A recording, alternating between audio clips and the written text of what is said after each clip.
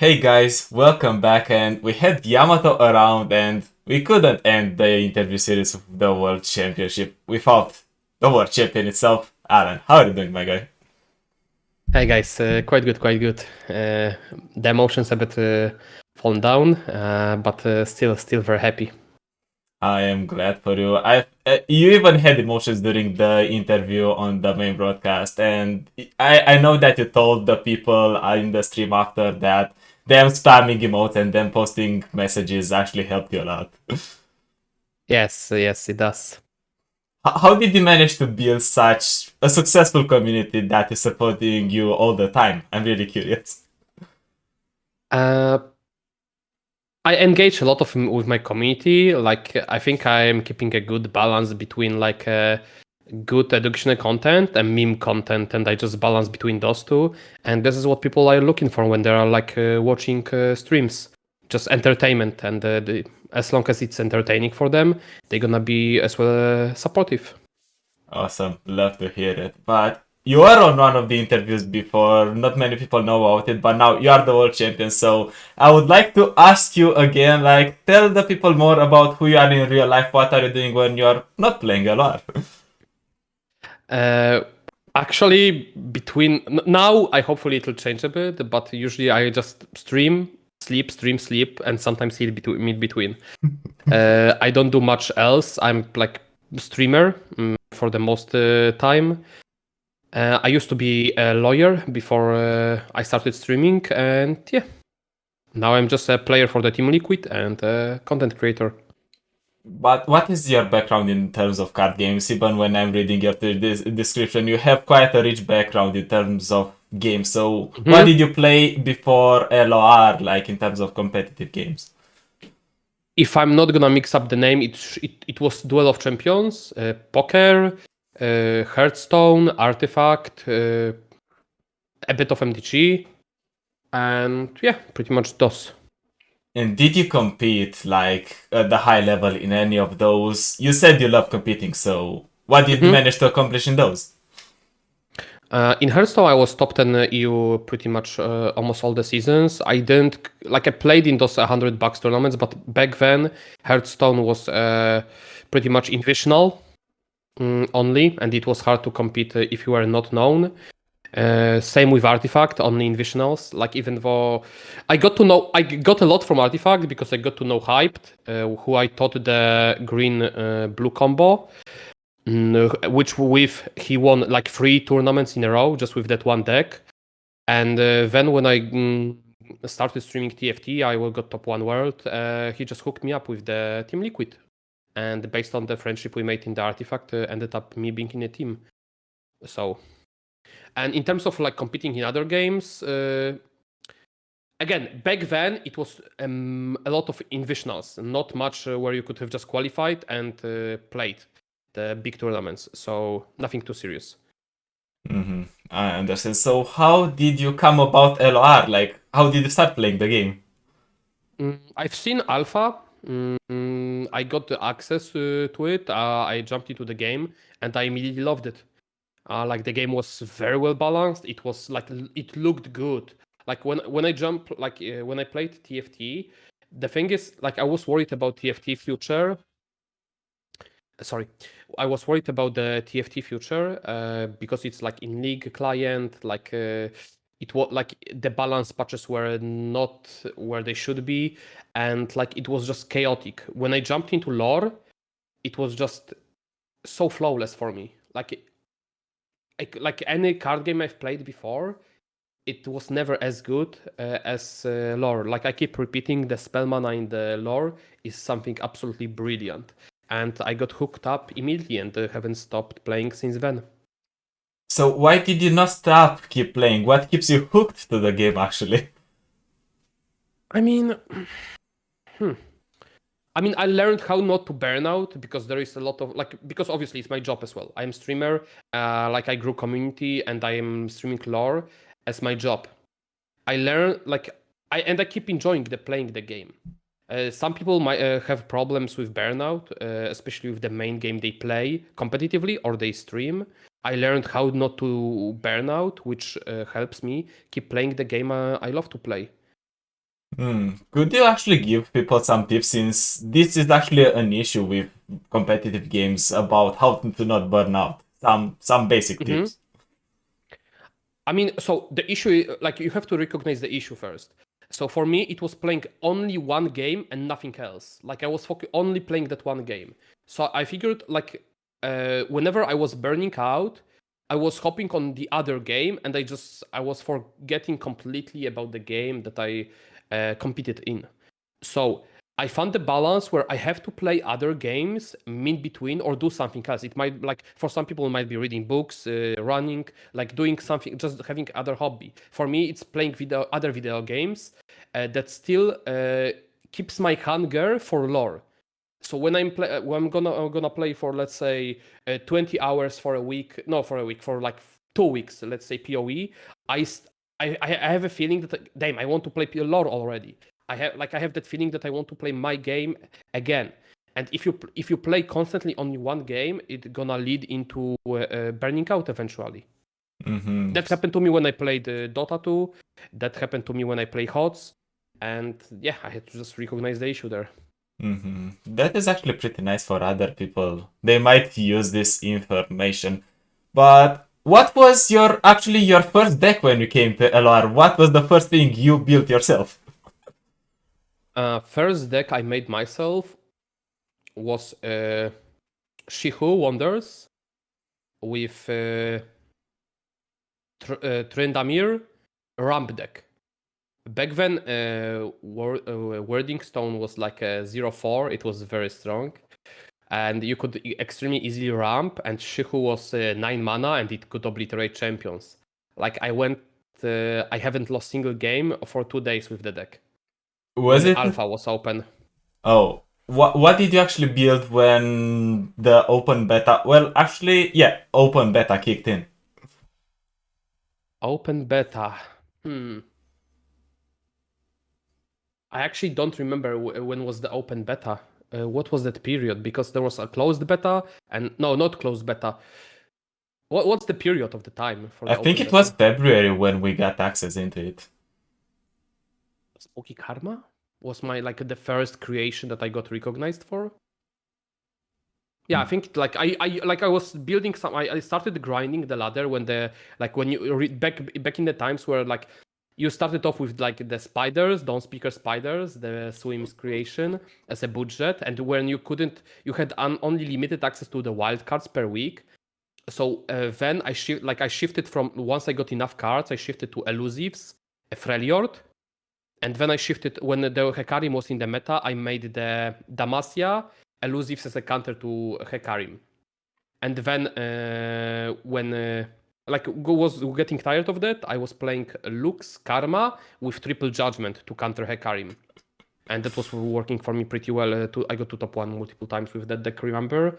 And then like the deck that I'm like I can of course War Mother deck.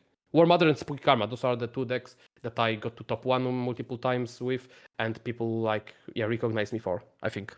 Yeah, you seem to be more of a control type of person, but you have been Yes. with we have been with us for a lot of time since the beginning of the game and even before. So, which was the your favorite season to play in out of all these seasons? To be honest, every new season is my favorite one. Right now, the Bundle City is absolutely a blast for me and was the most fun so far in the game. We got so many cool champions, so many cool interactions. I just wish we get the change where, like, basically cards like Static Shock can target your own cards. That would help a lot in terms of like skill ceiling. But again, this is my by far the most favorite season. Why is it so entertaining to play in this one? Like, could you give us any reason?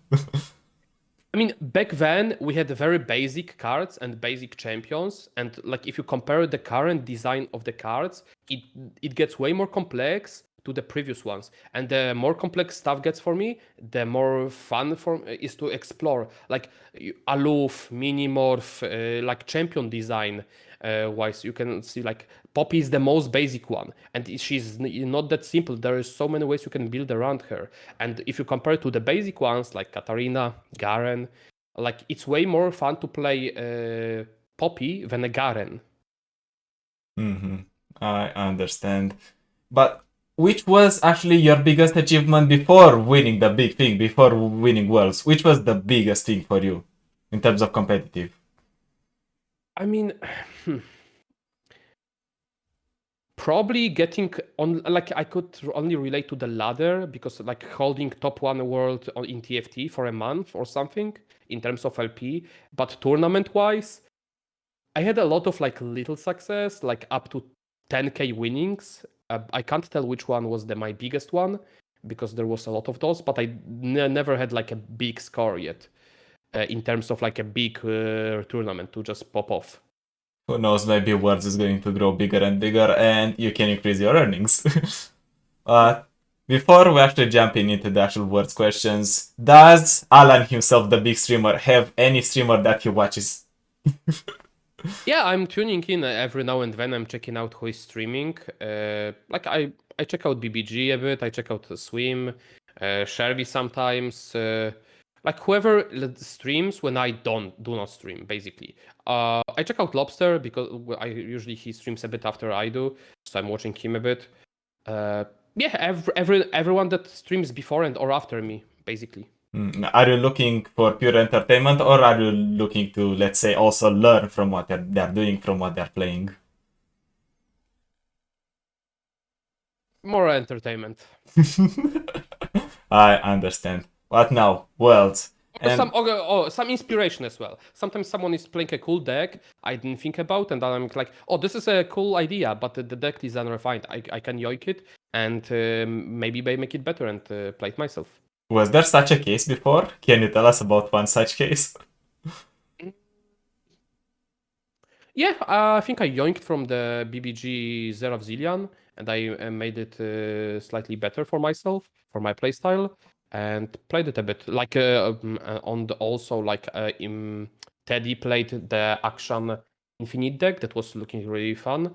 I didn't change much, but just yoinked it and was jamming it on the previous season. Nice. But now, the actual Worlds itself. And I need to ask you, how was the top 64 qualifier experience for you, and what did you bring in terms of deck there? Top 64, I think I was very happy because we had quite a big group prep, like a total of 10, 12 players from both NA and EU. Excuse me. And I basically tested all the matchups I wanted to test, and like I had strategy on the first strategy I wanted to bring was triple bundle tree. But the problem was first bundle tree deck was good, but the second one, because of the limitation of the region and the champion, was already quite worse, and the third one was unplayable. So bringing triple bundle tree was too risky in case you don't get the counter matchups you are looking for. And then the strategy where you could go for the counter Scion with like Darkness, Bundle Tree, and something else like Nami Zoe was also there. But if someone doesn't bring the Scion, you get screwed if someone brings Caitlyn Draven. So we ended up thinking that banning PNZ Nox is the best strategy and just targeting all the rally decks. Plus having at least 50% into Nami Zoe is the best strategy. But back then, people were not aware of Nami Zoe yet because like after we played it on the season on the qualifiers, people jumped on it. What do you think about this countering Zoe Nami versus not countering Zoe Nami? Because there's quite a rumor. Is it good to counter Zoe Nami because it can sometimes just high roll and win? Is it bad? What's your opinion on it?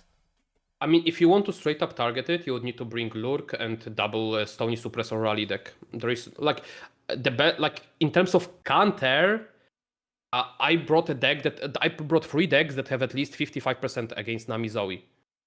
So that's as much as I wanted to have as a counter, and I just brought the decks that counter all the Damacia decks instead, and I just banned PNZ Nox. I basically beat all the mid-range decks, and I have an edge over Nami Zoe.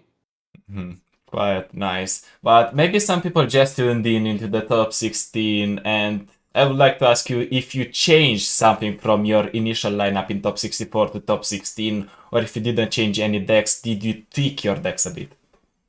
I mean, I changed one deck completely. I didn't bring Nami Zoe. I brought Vi as Shellfolk. As primarily a bait to ban, because I knew people would be scared to play against the deck. They have no idea. There are no stats, and they have no idea how to play against it. So I wanted to have a free ban, and I wanted to have my PNZ Nox unbanned this way, which ended up working out pretty well. And I changed slightly the Draven Caitlyn, but I signed in the incorrect list. So it didn't end up mattering, and Akshan Sivir changed one card, repost, just in case of mirrors. Mm-hmm. And rest of the decks, yeah, so just one complete change, one deck that I changed but didn't change at the end, and yeah. I understand. And now, going into top 64, going to top 16, was there any opponent that, let's say, you were scared of, or if not, you might have felt uncomfortable going into? I mean, into opponent's lineup or into certain opponent? Into certain opponents. No. I'm not concerned about any player I play against. I was concerned about lineups because the Burn lineup was a counter to my lineup, but straight up about concerned about the player, no. Let's swap it a bit then. Was there any player that you hold high respect for from the pool of players that were in? Yeah, Yamato. I was that is the first good player I've seen in the game so far.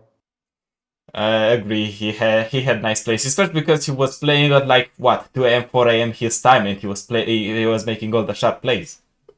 I mean, I'm pretty sure he fixed his sleep schedule. I don't think the timing mattered that much.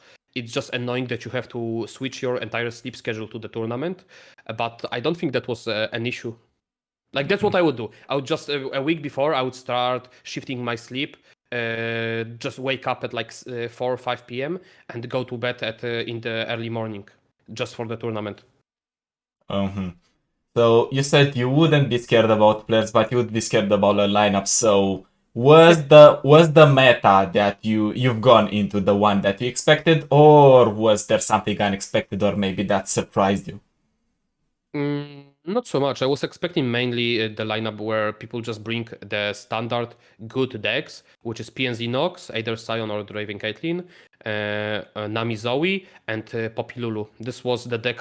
This was the lineup I was targeting. Mm-hmm. Understand. So no surprise at all. Well, let's go right The in. TFGP was kinda. I prepared. I tuned my lineup against TFGP a bit, so I don't lose to it.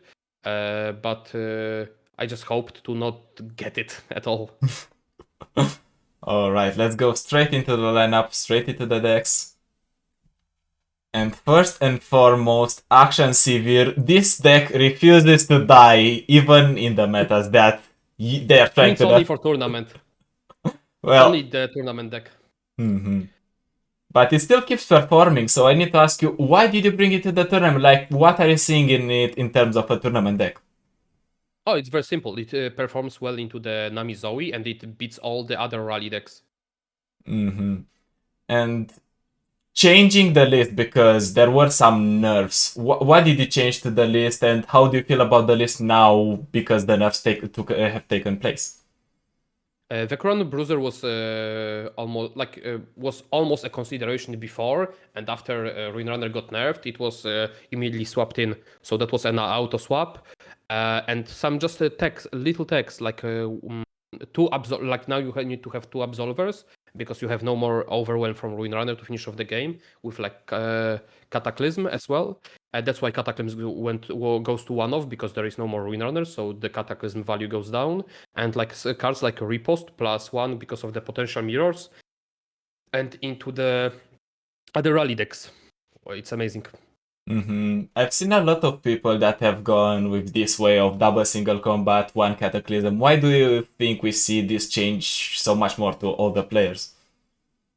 I mean, we prepped like the deck was pretty much if you've seen the Vecron Bruiser, it was all from our group basically. Like we just made a one solid list, and most of the players just if they brought Akshan Sivir, they brought this list with one change. Some of the players preferred Screeching Dragon over one Vecron. Why did you end up not playing Screeching Dragon actually if some of them decided to tackle a little bit with it? Because the deck is already favorite into the other rally decks, and I don't need win more card, and Vecron Bruiser is better into worse matchups where the Screeching Dragon doesn't help you in those. So, what did you want to face going with this deck, and what did you absolutely not want to see playing Akshan Sivir in the I tournament? wanted to face Rally decks, Nami Zoe. I didn't want to face TFGP, PNZ Nox, and Nox Targon, Nox Bundle, Nox PNZ Bundled City. And how did that end up? Did you get to face some of those because of the bans, or did you just ban them away? I was auto-banning PNZ Nox every time, with maybe one exception when opponent didn't have PNZ Nox, and worked out pretty well. Alright, this deck has been around for a lot of time, so let's go over to the next one, which I would like to call it the Alanzq special, because it is something that nobody expected. Like, if Yamato brought Darkness, you brought Shellfolk as well. Why? So, how did we end up building this deck, and why was it good bringing it up? Again, this is the deck there is no stats for, because it's unknown on the ladder. I've played it a bit on the stream.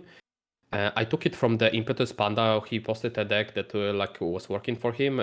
He yoinked it from someone else and just refined it a bit. I yoinked it from Panda and I refined it further because not having telescope is abomination for me. A telescope is absolutely obnoxious right now, so you need to run it free off in. And the deck, the reason I brought it because the matchup for this deck was just crazy good for my lineup. It was countering like all the rally decks. It was countering even a Sivir Akshan like heavily, over 80%, which is even better than Draven Caitlyn. And it was countering Nami Zoe even better than any of my other decks. This deck had over 60% against Nami Zoe. So anyone having Nami Zoe had to ban this over my Draven Caitlyn, which was very good for me. Since this is kind of a new creation, or if not new, people are not used to it, can you explain us a bit how the deck actually works? Yeah, you just play to removal until you turn 5. You stabilize the board with either trash units, trash blockers. Then on turn 5 you play a Vi. You threaten kill. Like usually if you have attack taken on 5, you can get away with a pass with like burning opponent's mana. And then if they try to develop into you, you have Shellfall coming down, and they won't have enough tempo to come back to the game at this point if you manage to carve out Vi into Shellfolk. And the deck operates where like you trade evenly until the Shellfall comes down, and when the Shellfall comes down, when you have enough mana for a Trinket trade, for the Prank, for the Predict, for the Manifest, Shellfall explodes with the value, and it's just unwinnable for opponent. And also it explodes with tempo because all the cards you get are discounted. And you make your opponent plays more expensive due to the prank. So you play with your opponent deck as well, you pick up what you need, you get information about opponent's hand, so it's good into control, it's good into the mid-range. Yeah, it's just amazing. You seem to hold this deck very high, but is there anything that this deck does not perform against or would not want to face? Yeah, PNZ Nox. That's why it's good for ladder, for the tournament, and not for ladder, because there is too much PNZ Nox on the ladder. Therefore, the deck is not good for ladder. But for the tournament, it's amazing when your strategy is around to ban the certain deck.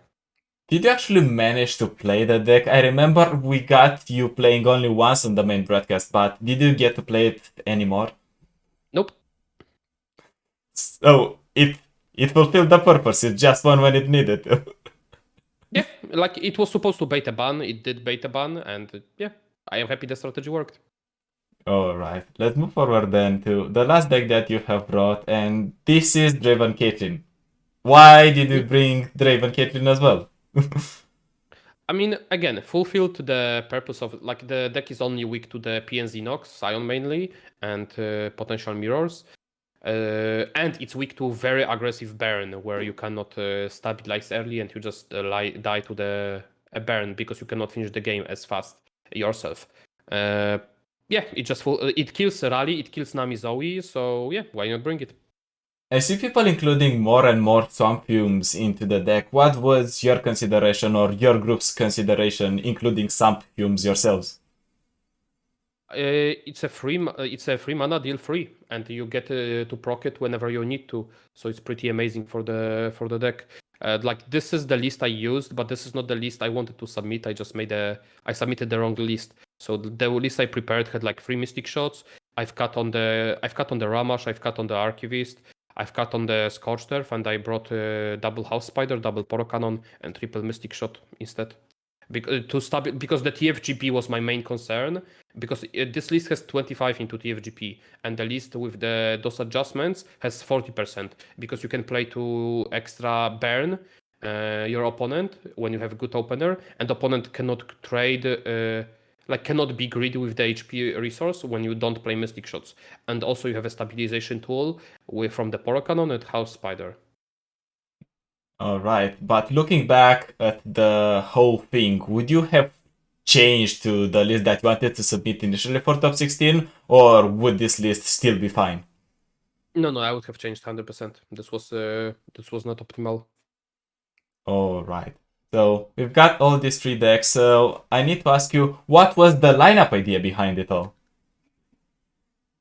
Target Nami Zoe, target Rally decks, ban PNZ Nox. All right, and that worked out surprisingly well. But from all the matches, because you got to play until the end, do you have any match that you hold dear, or which was your favorite highlight from all the tournament, from all the worlds? I mean, Caitlyn was popping off with flash bombs left and right, so we can't leave her behind in the shoutout here. Hitting probably the most important for me. So if Yamato didn't misplay in game 2, where he would have held on the parley for the baboon, and which would lead him into open attacking with the Dreadway. If I didn't hit the bomb on Dreadway, I would have lost that game. But considering so that bomb was very important if Yamato played correctly. But considering he didn't in this specific spot, it didn't end up mattering for me because I had a plan against both anyway and against GP. So I was fine regardless. But still, hitting those flash bombs like on the elusives on the boat was pretty feels good, man. Is Caitlyn your favorite girl now over Karma? No, Karma still is my waifu. Does she even get a second place if not the favorite one? She can take the runner-up. Nice. So now you've been through the format, you played through it. So would you change anything to the actual format that you played in to the Riot Lock? I would have changed top 8 to be double elimination, or at least double BO3 finals, just to reduce the RNG slightly. Are you happy with how things have been run now, or would that be just a personal preference? I mean, just better for the competitive player, because the less RNG you have, the more consistent you can be. I was really happy that Qualifiers top 64 was double elimination. Even though it didn't matter for me, it's good to have those. I understand. So, which was the format that you played the most and you enjoyed the most from all that we've got? Riot Lock, Region Lock, Collection Lock, whatever. I like the Region Lock, I think. Yeah, the Region Lock plus Champion Lock is probably my favorite one. Would you vouch for them to be the main format now that we actually have 10 regions so people can overlap regions more often? Yeah, I would vote for this region because you can do some really cool strategies. Bring same region 3 times. If you can, let's say bundle 3, triple. Even though right now, I don't think there are 3 good decks with bundle 3, still being able to utilize the strategy is a very cool idea. So now, on the end, we have a bit of a burning question. So first and foremost, what are you going to do with the money? Time to invest into some hot tub. Have to invite some moms and do some good streams. Yes. Lovely, absolutely lovely. But you keep mentioning this practice group that you've been in and that helped you a lot. I think you didn't have time to mention them all, but now you get to shout them all out. So go ahead, tell the people who helped you out achieve this feat. Hold on. Let me open so it will be easier. MTAC, a Lobster, Glob, Rattling Bones, Guardia, Cephalot, Crypto, Dalton, and Gamebreaker. Awesome. Those are absolutely some banger players. And last but not least, we have a tradition here. If you could say only one thing to the audience that is now watching, which one would that be? Right. That is nice. Thank you, Alan, for being around, giving us a bit of your wisdom that helped to get the World Championship trophy, and hope that you're going to rock it and maybe see it in your streams as well. And thank you guys for watching, and hopefully we're going to see you with another interview, maybe with another World Champion. Maybe Alan does it again, does the double. So see you next time.